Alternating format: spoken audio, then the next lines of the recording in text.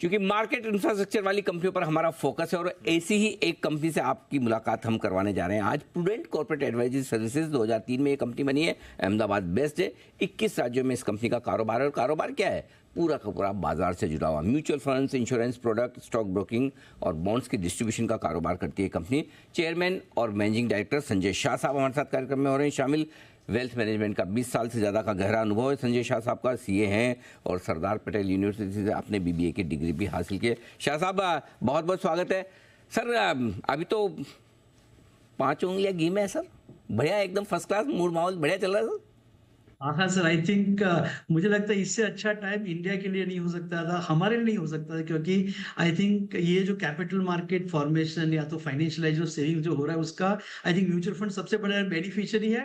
और उसमें I think retail ने आई थिंक भर भर के पैसा मार्केट को दिया हुआ है, मार्केट ने उनको रिवॉर्ड भी किया हुआ है आई थिंक। और उसके सबसे ज्यादा बेनिफिशियरी शायद हम में, बिकॉज हम प्योर रिटेल को आई थिंक दी रिप्रेजेंट करते हैं इंडिया के। तो I think we are the second largest retail mutual fund distributors non bank segment के अंदर सर।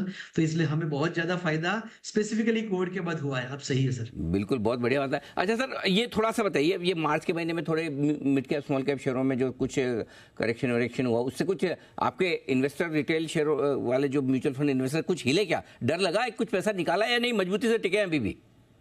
नहीं आई थिंक टिके हुए सर, मजबूती से टिके हुए। और एक अच्छी बात ये थी कि मैं एटलीस्ट मैं आपको मेरे सेगमेंट की बात करूं तो हमने लास्ट 6-8 महीने से लमसम का जो पैसा था वो हम लोगों ने आई थिंक मिड और स्मॉल के में नहीं ले रहे थे। तो आई थिंक अगर मैं आपको लास्ट 3 महीने का अगर मेरा कलेक्शन का अगर मैं लेखा जोखा दिखाऊं ना, तो लमसम जो पैसा मेरे पास आया है लास्ट 3 महीने में, उसमें मिड कैप में सिर्फ 10% ही पैसा आया हुआ है और मल्टी कैप और डायनेमिक एसेट लोकेशन करिए एक बहुत ही स्ट्रॉन्ग कैटेगरी है, उसमें करीबन 40-50% पैसा हमारा गया हुआ है। तो मेरा सर सबसे बड़ी बात आपको बताऊं तो मेरा बहुत ही बड़ा पैसा एसआईपी के रूप से आ रहा है। उसमें 1/3 कलेक्शन एसआईपी का मिड और स्मॉल कैप में है। वो आई थिंक मुझे लगता है बहुत लॉन्ग टर्म रहेगा। तो ये जो फ्लो कंसिस्टेंटली मिड और स्मॉल कैप से आ रहा है वो करीबन इंडस्ट्री का भी मैं मानता हूँ करीबन 5,000 करोड़ रुपया होगा, क्योंकि अगर 20,000 करोड़ की सिप बुक है उसमें रफली 30% मिड और स्मॉल कैप का आ रहा है। आप क्या सलाह दे रहे हैं अपने क्लाइंट्स को कि इस वक्त कहाँ पैसा लगाना चाहिए इन जनरल?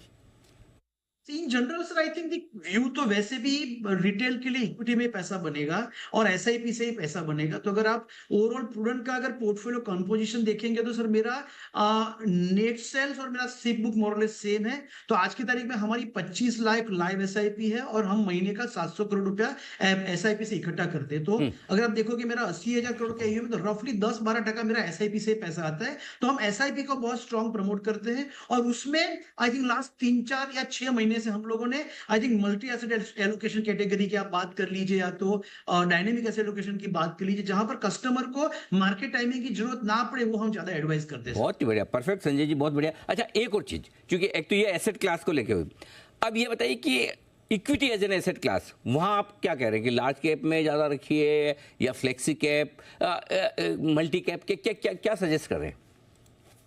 मॉडल अगर सिर्फ कस्टमर को हम कहते हैं कि फ्लेक्सी कैप को आप आपका मेन पोर्टफोलियो का एक पार्ट बना दीजिए, अगर आपको मालूम नहीं कि मुझे स्मॉल कैप में जाना चाहिए, मिड कैप में जाना चाहिए। अदरवाइज आइडियली अगर आपका व्यू अगर 7-8-10 साल का है, आज भी हम लोग बहुत ही कंस्ट्रक्टिव है मिड और स्मॉल कैप के अंदर, बिकॉज इंडिया एक I think the entrepreneurial story है, जहां पर हमारा बहुत ही स्ट्रॉन्ग मानना है कि आने वाले 10 साल के अंदर बहुत सारी मिड और स्मॉल कैप की कंपनियां लार्ज कैप की तरफ जाएगी या तो उभर के आएगी। तो मिड एंड स्मॉल कैप अच्छा ही है, ऐसा नहीं है कि आप नहीं लेना चाहिए, वहां पर व्यू आपका एटलीस्ट 7-8-10 साल का होना चाहिए। अगर आप प्रॉपर एलोकेशन नहीं कर पाते हैं तो फंड मैनेजर को वो एक आई थिंक कहिए कि भी अपने आप ही एलोकेशन करे फ्लेक्सी कैप कैटेगरी के अंदर, मल्टी कैप कैटेगरी के अंदर। संजय जी देखिए, आपके लिए वित्त वर्ष 2025 तो 2024 से अच्छा होगा, इसमें तो कोई मतलब अंदाज लगाने की बात ही नहीं है। आपको हमको सबको पता, कितना अच्छा होगा ये बताइए, अच्छा मतलब।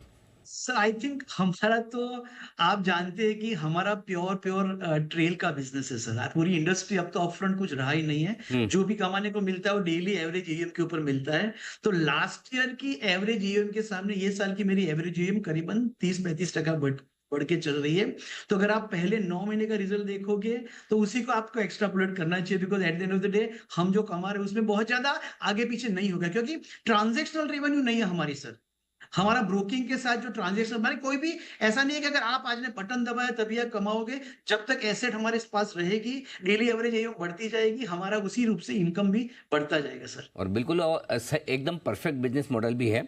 लॉन्ग टर्म में आप भी कमाएंगे, आपके निवेशक भी कमाएंगे। संजय जी, थोड़ा सा समय आज कम रह गया, हमने गपशप ज़्यादा लगा ली, इसलिए आपसे बात एक बार फिर से आपको आमंत्रित करेंगे जल्दी और मुलाकात करेंगे। Thank you so much sir, आज के लिए बहुत बहुत धन्यवाद हमें समय देने के। सिद्धार्थ जी।